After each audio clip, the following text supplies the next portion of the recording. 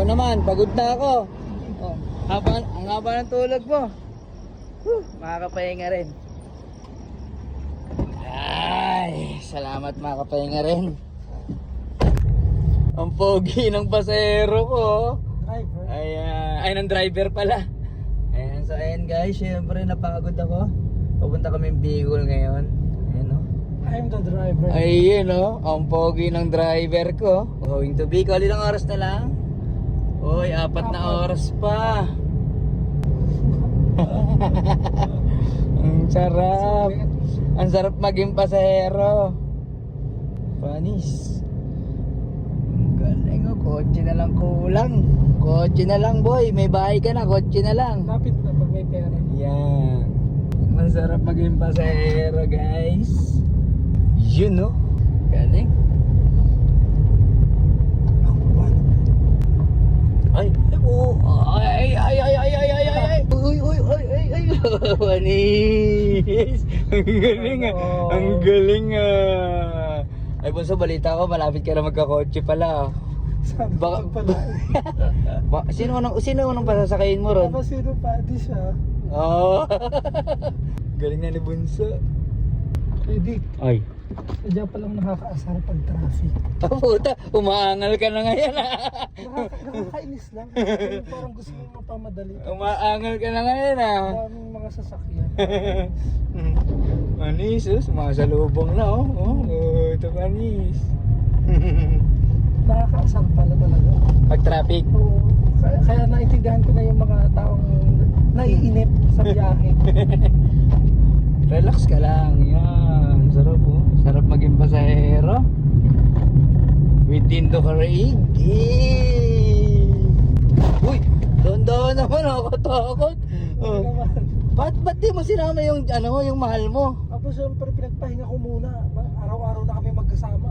Baka mamaya mapag-isipan ako ng masama ng nanay. Pero abangan mo Kuya Dick. Oh. Tatawid na agad tayo. Ay, kasama kami? Oo. Ay, sana all! Konting oras na lang. Konting araw na lang. Konting araw na lang, tayo dagat na. Ayun, no? Galing na ni Bunso mag-drive, guys. Naiinip na sa traffic. Oh. Oh, parang pwede nang bitawan sa Manila. Siyempre naman.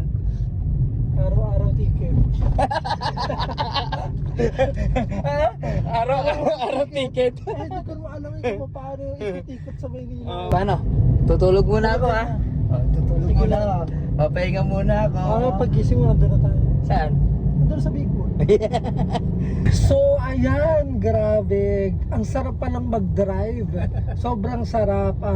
Medyo nakakangalay lang sa paa. Ang galing ni Kuya Dick. Ang galing mo Kuya Dick magturo sa akin. Grabe. Mas masarap magpahinga kaysa mag-drive. Kaya Sana ako mag-drive. alam mo, medyo inaantok na si Kuya Dick. Kasi 12 hours kami magbabiyahe dito talaga papuntang Bicol. Bicol. Dalawa lang kami, guys.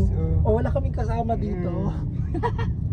Dalawa lang talaga kami, grabe. Sa susunod talaga, pag oras na ako talaga yung magaling na Oh, magaling. kailangan matuto ka kasi ako naman yung sasakay sa iyo, Yes. Bunso. Kayo naman yung uupo dyan sa mga katabihan ko. Tapos Ayan. kukwentahin nyo ako, kukwentuhan nyo ako.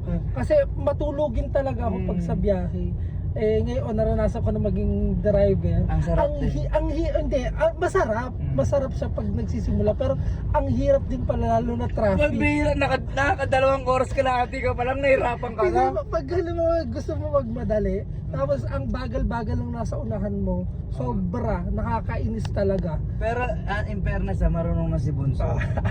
ang sunod na lang natin ituturo sa kanya yung pag-atras. Pag atras, tsaka pag park. Pagkarkula, tapos yung pagmiminor, pagpepreno, ang galing. Ang napakadali turuan.